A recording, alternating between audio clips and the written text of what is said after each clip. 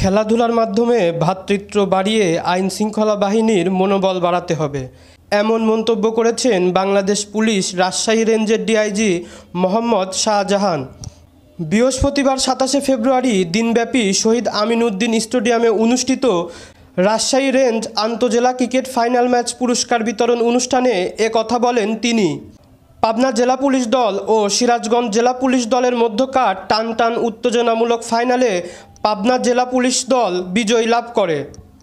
পাবনা জেলা police super Murtaza Ali খানের সভাপতিত্বে পুরস্কার বিতরণী অনুষ্ঠানে উপস্থিত ছিলেন জেলা প্রশাসক মোহাম্মদ মফিজুল ইসলাম, জেলা অতিরিক্ত পুলিশ সুপার রেজনুর রহমান কাজী শাহনেওয়াজ, পাবনা প্রেস ক্লাবের সভাপতি আক্তারুজ্জামান আক্তার, জেলা স্বেচ্ছাসেবক দলের সাবেক সাধারণ সম্পাদক কিয়া সংগঠক মাসুদ রানা, সদর থানার ওসি আব্দুল সালাম, পাবনা সংবাদপত্র মালিক গ্রুপের ভারপ্রাপ্ত সাধারণ সম্পাদক SM আদনান উদ্দিন, বৈষম্য বিরোধী ছাত্র আন্দোলনের পাবনার মুখ্য সংগঠক ইউসুফ আরাফাত বিপ্লব সহ অন্যান্যরা।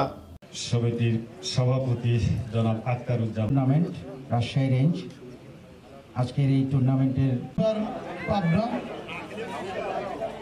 সভাপতি জনাব গৌতম সরকার রানার আপ ট্রফি গ্রহণ করছে এবং মেডেল গ্রহণ করছে।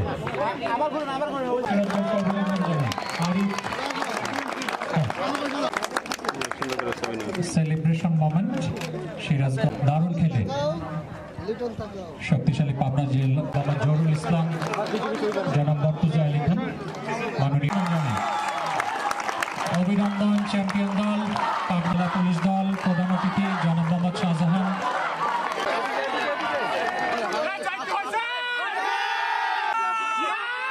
News desk, Pabna Tribune.